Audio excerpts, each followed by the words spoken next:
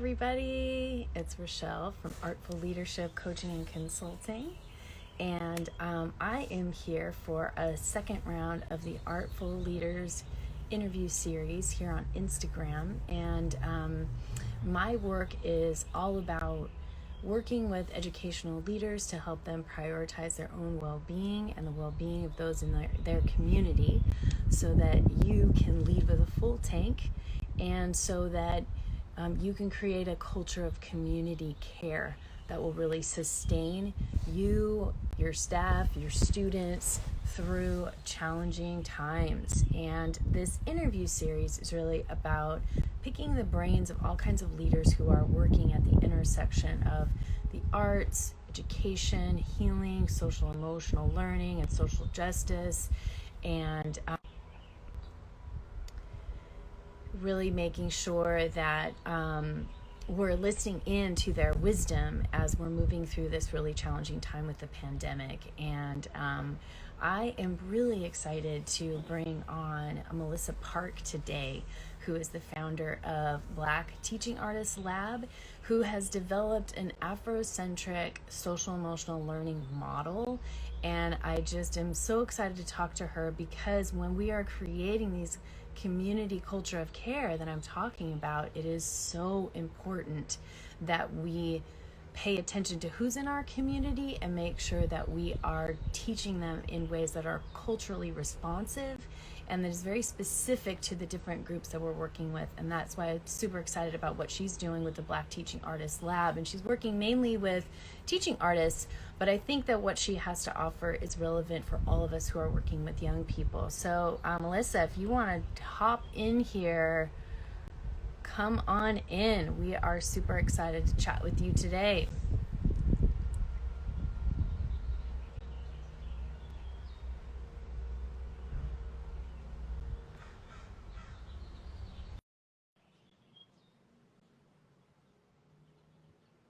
Hello, hello. Hi. How are you in California? Yes, I'm over here and it's spring and it's gorgeous out. It is. It's starting to get nicer here in New York, but as anyone knows who's from New York, it always gets cold and it gets hot, cold, hot in the spring. So hopefully this week it will stay beautiful and, spring is full bloom. I'm excited. Yes, yes, yes. And I don't know about you, but it's making it really hard for me to get stuff done because it's so pretty out. I just want to go play. I'm like, Yeah, stay focused, stay focused. I live literally 2 blocks from the parks. I live right near Prospect Park, so it is super tempting. But sometimes I bring my work to the park too, which is beautiful. So I'm just super fortunate enough to be able to do that. Hopefully, I can do it at the beach as well this year. So Yes, yes, yes. So I'm so excited that you jumped on, and it's so great to see your face. Last time we talked over the phone, but I was wondering if you could just tell us a little bit about you and what led you to start the Black Teaching Artists Lab and what's going on with that. yeah, so I'm Melissa Parke. When people ask me what my art medium is, I say music because that's where I started. I play bass. I play electric bass. But I think my real passion is education. I think the way I think creatively is through education, which is cool. And I definitely think of it as an art form. So yeah, I think that's kind of been the way I've always thought. And I went to school for education and history. But then I got into the school system in New York. As anyone knows from New York, like New York has one of the most segregated school systems in the United States. And I was like, I'm out of here. This is too much for me. So I got into community management. Hello? I still see you. Are you there? It's like only second time doing Instagram Live, so I'm like, okay, am I talking too much? But yeah, I became I became a community manager at the Brooklyn Creative League, and it had a lot of really successful social entrepreneurs, and I was like, I want to do that. Like, that's a really awesome job. Like, you get to make your own hours and also do really awesome things in the world. Like, that's really amazing. So I was really fortunate that my job was very lenient, and they, you know, I was fortunate enough to talk to folks from different parts of the social entrepreneurial world, like lawyers and, you know, people who do crowdfunding, and folks from this organization called Teachers and Writers, who works with teaching artists. And I was like, I have this really cool idea. I want to bring teachers to Ghana. And they're like, yeah, like you should, you know, partner up with this organization. And that's kind of all propelled. And unfortunately, I lost my job during COVID because they couldn't keep me on. So I decided to make this my full-time passion. And I was just fortunate enough to like be in the right place at the right time. And yeah, I think that's kind of where Black Teaching Artist Lab came from, you know, with the social unrest and, you know, understanding that we needed a change in our educational system.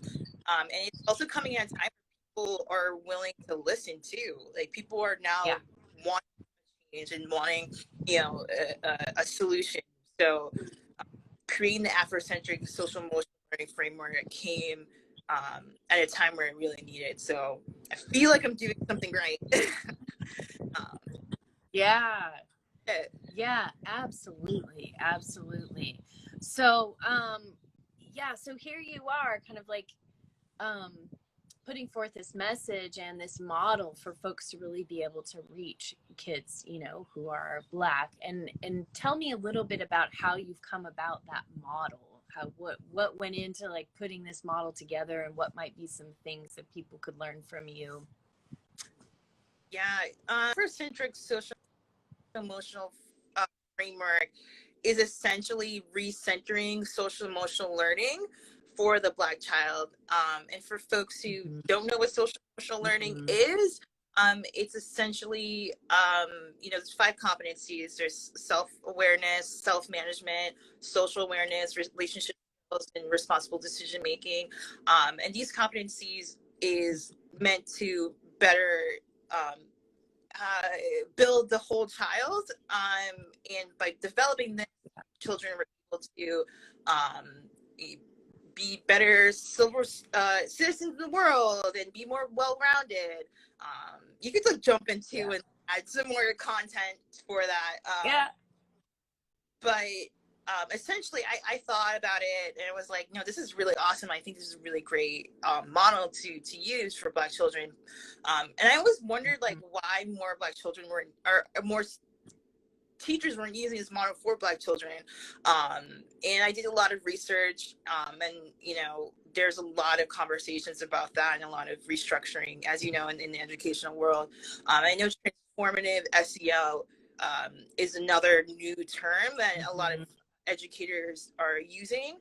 But I felt still it wasn't kind of hitting, you know, the issues that Black children are facing. And I use the word Black. I think it's really important to say that the way that I view Blackness, or how Black is, Black Teaching Artists uses Black, is talking about folks who are part of the Pan-African diaspora.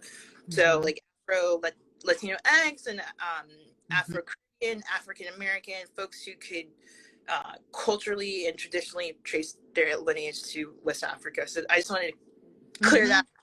I appreciate that. Language is really important.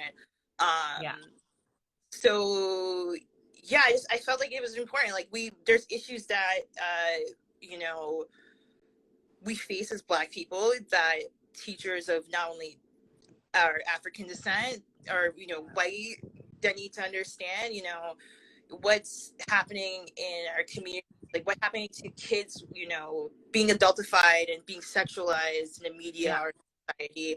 You know, what happens to kids who wear a hoodie or not, they feel they shouldn't wear a hoodie in certain areas because they're going to be discriminated against. Like, we as educators know that these are real things that are happening to our students in order for us to be more effective in the classrooms. And if for art educators, 86% of art educators are white women. So we're looking at a demographic of dominant white women, who are in the classroom. So there is definitely a need to have these kind of conversations and have this framework, not only for Black educators, but for all educators in the art. And also another thing to note is that we are predominantly focusing on the arts.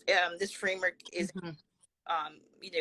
English or mathematics, but we're focusing on the arts and really building the individual. And I think that's really important. And art is a way to build individuality.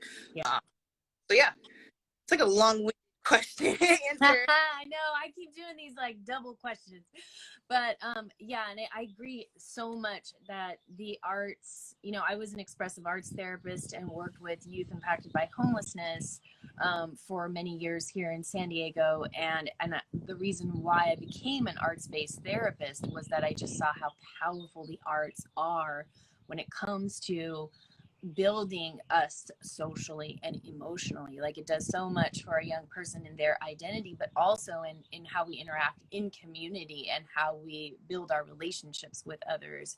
And I think the arts are just such a perfect place to do that and to experience it rather than talking about it, right? Because I think like a lesson where we talk about certain social emotional components is great, but in the arts we get to experience it together and we get to walk away being different as a result of that experience. And so, yeah, I love that you're putting your focus there. So could you give us maybe an example of what some of the things are that are in the model that you think are really important for folks to be aware of and to make sure they're using in their arts work or in their work with youth in general? I think a personal favorite of mine, because I'm Afro-Caribbean, and I think for a lot of folks who are Black, that, there's this conception that, Blackness is like a monolith, and there's diversity. Right. And we see in art a lot. So one of our competencies is Afrocentric social awareness, where we focus on the diversity within the Black community art to exemplify that. So dance is one, and with African music, or a good example is Beyonce and how she uses different Guyanese cultures to exemplify water and rivers and all that stuff. So using that, I think that's a really important thing for me is having to understand that there is diversity within that, and being able to express that through art. Another thing is also, which is also one of my favorite competencies, Afrocentric self-management, or self-care. Self-management is a term that CASTLE use, but for Artist Lab, we use self-care instead of because self-management seems like something that you have to control, and self-care is more, you take ownership of that, and that's just kind of who you are. It's healthy, and you're building that, but there's a certain emotions associated with the Black experience, and some racial trauma has a lot of symptoms of PTSD. Collectively, I mean, as a Black person, I'm not saying that all Black people have the same experience, but if we walk down the street, in certain areas, no matter how well you speak, no matter how well you're dressed, you're still Black, and you're still going to have the issues. So as educators, being able to tap into that by, it's better seeing and better experiencing than me talking about it, which is why everyone in our overview or workshop. Yes. Acknowledging that these are real things, and I say that because it's hard for educators. I mean, I'm in New York, you're in California, and we see diversity a lot. We see a lot of injustice. But if you're a teacher who isn't middle or not, see, the only thing you see is what you see on TV, then your perception of what reality is very different. Especially, well, that's overall. But I think just, overall, just kind of understanding that these are realities of our Black students. That's honestly, again, I feel like I'm a question, but it is, as educators, like there's a lot of unlearning that we're doing. There's a lot of things that we, need to just go back to basics and recognize, like, okay, like racism does exist. These are what's happening with it. And that's what I think we always strive to do at Black Teaching Artists Lab, is to have room for those kind of conversations, but also room for educators to understand themselves and understand that, they are beyond their Black identity and they have their themselves, and that's what their art medium does. Their art medium allows them to be themselves. And I think you could also, your core identity, your personal identity, your social identity, and those are the things that we really focus on at Black Teaching Arts Lab, as well as travel. Yeah. So say a little bit about that. Tell me about the travel aspect. And I am just like so excited. It's like the program, like the nonprofit aspect of Black Teaching Arts Lab. It's called the Pan African Cultural Exchange, which is we're hoping to go to. I hope we are going to Puerto Rico. It's gonna happen. It's good. February of 2022, so next year.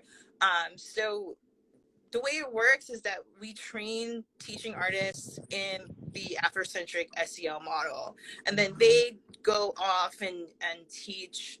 They do professional development, or they do like an overview of the Afrocentric SEL, like on Eventbrite or for an organization. But then they become eligible to participate in this 8-day excursion. So they go to different parts of the diaspora, Puerto Rico or Belize or Hawaii, learn about like what it's like to be Black in other parts of the diaspora. What does it mean to be Black in Puerto Rico? Like, what are the similarities? What are the differences? Like, how are we connected through music and through traditions? Because again, we could talk about that all day and every day, but to go and experience that is completely different. Through research, I recognize that a lot of teaching artists don't have opportunities to go abroad and teach their own culture, other than going to like residencies that are rigorous. But even that, like, you don't really get the chance to go abroad and talk about what it means to be Black to other people who are Black, who are having similar experiences as you, and to teach a Black framework by someone who is Black. So all of it, I think, really cool experience.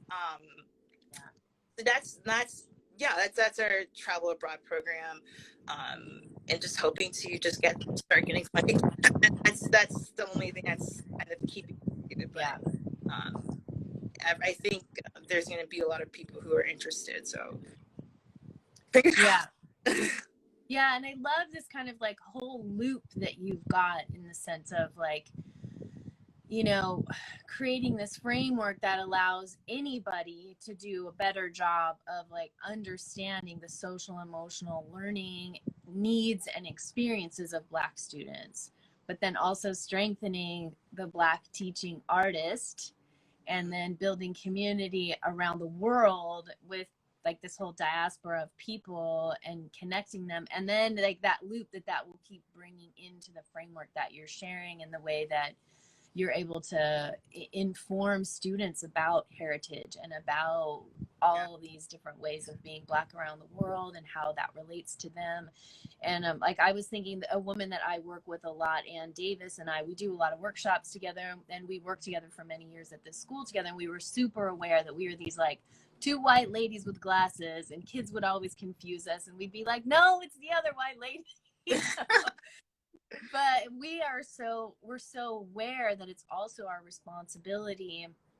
It's our responsibility to include our Black students and make sure that we're really bringing a deep awareness of all the issues that are surrounding these different competencies with social emotional learning, but also that we help other students understand those things. And that, like, when we're working with white students or working with other kids, they understand these complexities of what it's like to be Black in America, and and to really open up dialogue around that, and also include other kids from, who are Asian or who are Latino or whatever, to be able to share what does that look like for them as well. So I love this. It's a great starting point for a lot of really rich work and rich conversations with young people.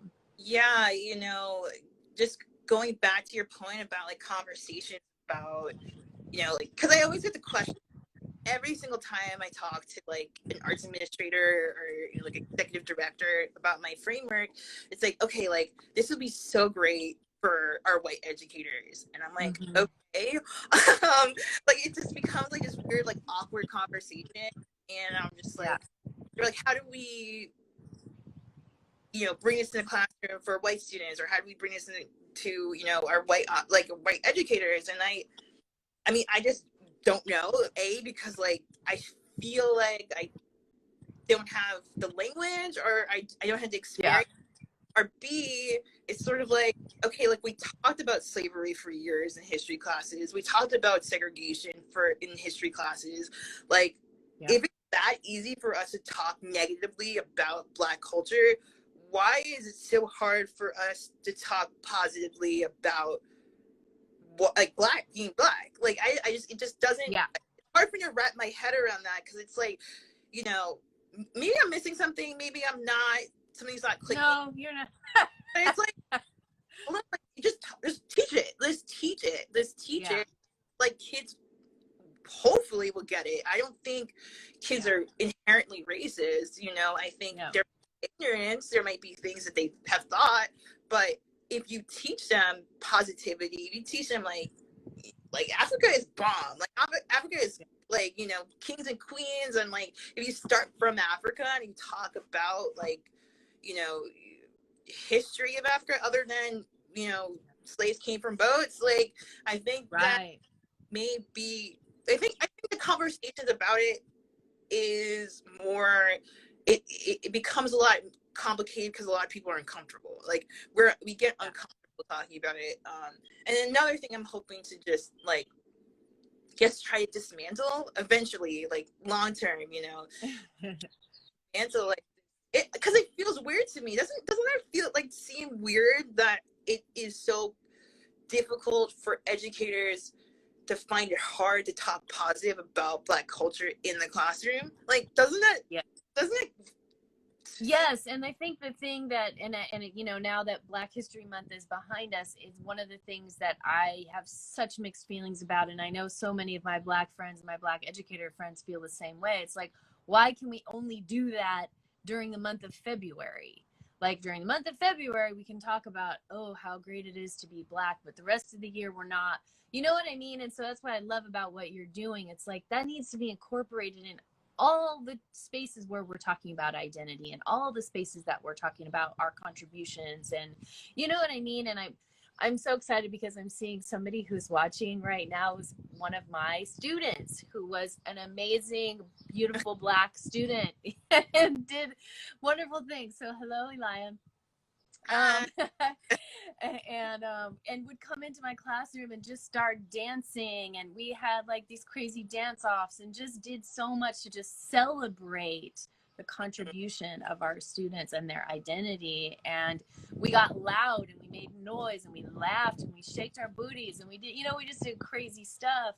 And that's what helped people feel like they belonged there, and that they could, then they can really grow. As long as your identity is somehow like not welcome, how are you supposed to show up and really learn all the other stuff that you're learning at school if you can't even feel that that is appreciated, or that it's something beautiful to be what you are?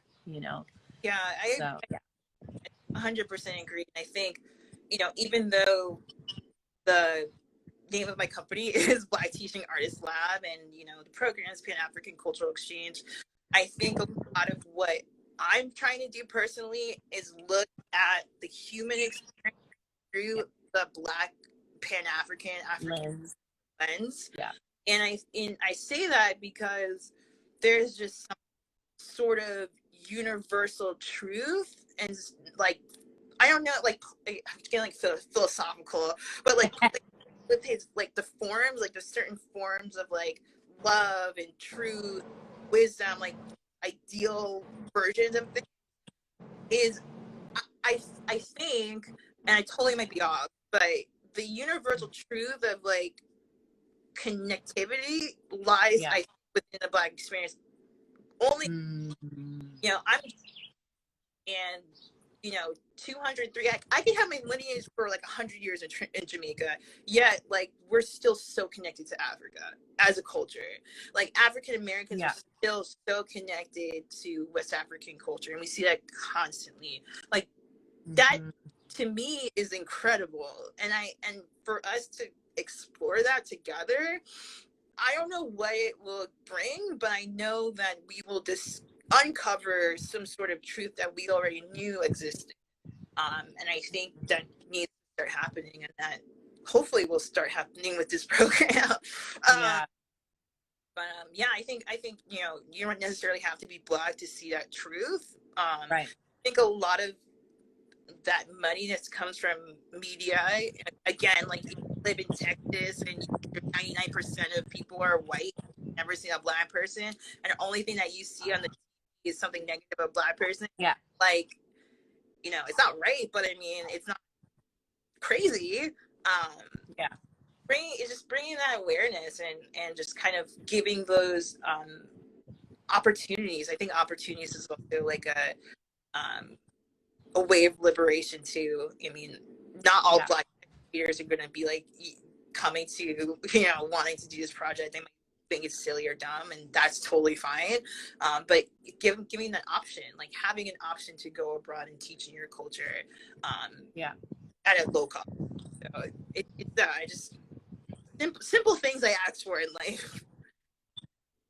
No, it's so important. It's so important. So I have some like little rapid fire questions that I ask, like, as we're moving into the next section of our little chat today. And you talked about kind of like the Black self-care experience, and I was curious. Oh, I got a helicopter flying over. Oh no. What is your favorite self-care go-to when you're needing to really tend to yourself? Probably getting my hair. Like, that is such like a fun experience because it's like an all day thing. I think it's cool. Like, I love like the experience of going to a hair salon. I go to a really bougie one, to be honest. Like, I'm like low key bougie. Like, they have champagne and towels for your hair. It's so awesome. They have like a little dog, and she like wears cute clothes. It's like vegan hair products from Italy. Like, I'm telling you, it's like legit. So it's definitely get your hair done, treat yourself like at least once a week. Not get your hair done once a week, like treat yourself once a week. Place. And I think it's important to be bougie sometimes, right? You know, just to be like, I am worthy of the fine things of the world. Like, I get to experience these things. I think it's a huge gift. Okay, next question. Right? When you're on a teaching artist salary, sometimes it's hard to be bougie every day.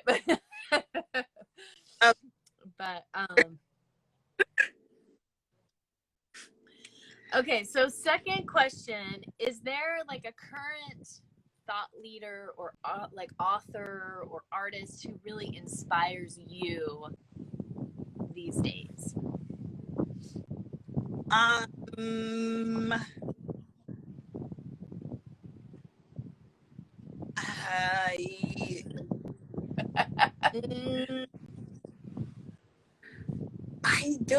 don't know. I don't really think like that. It's like a weird, you know, I never like have idolized someone in that way, or I never know. I don't know. And no, I don't think there is anyone. But like, it's always like giving thanks to people that are around me. Because I didn't come from a background of like business, or I didn't come, I was a horrible student. So it's always like the people who mentored me, always like every day I'm always thankful and always in awe of the folks who has taken their time to teach me and held me back constantly about dumb questions. So definitely the mentors in my life, countless. Yeah, cool. I'm curious if there's something that you wish that all educators knew. What's something you wish all educators knew? All educators knew. I think for me, I think probably the able to be able to think outside themselves. And I don't think all educators are capable of doing that. I think a lot of art educators are. A lot of art educators are artists. But I think, I guess empathy. I wish they would know how to be more empathetic, especially with BIPOC or LGBTQ folks.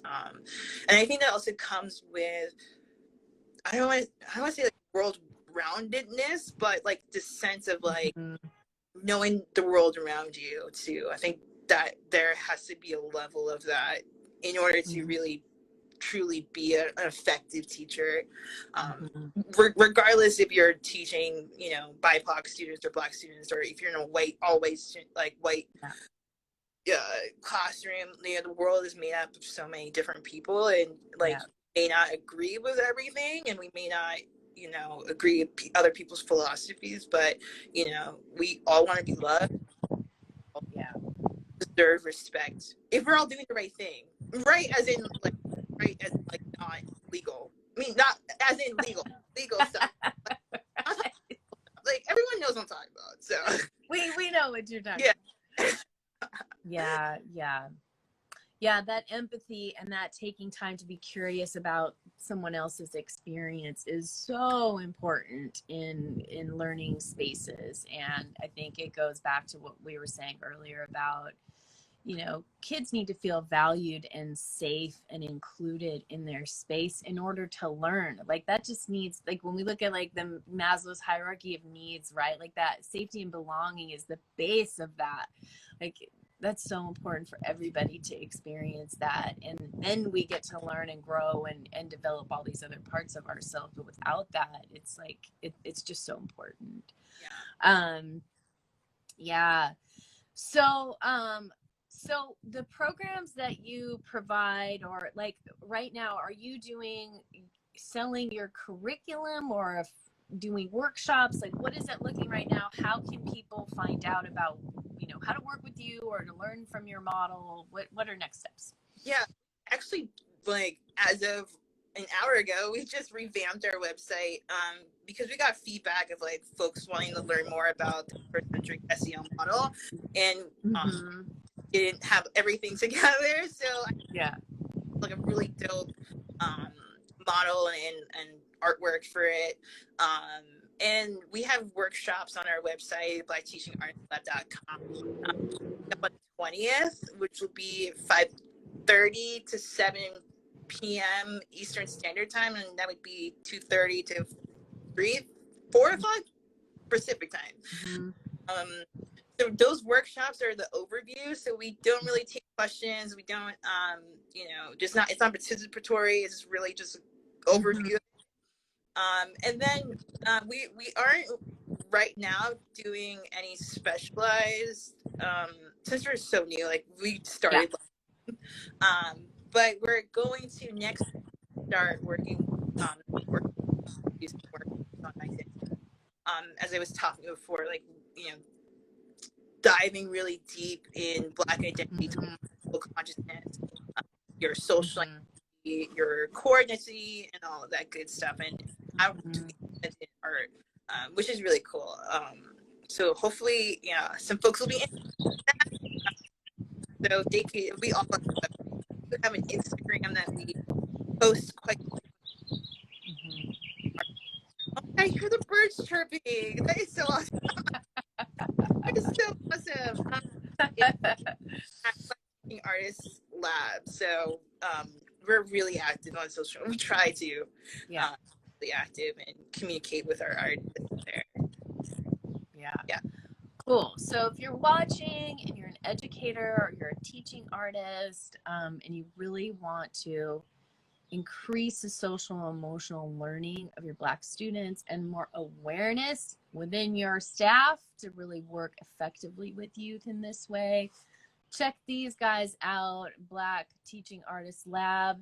And if you want some consulting on how to build that safe and inclusive community, especially as you're transitioning back online, like in person, here on the West Coast, a lot of schools are going back in person right now.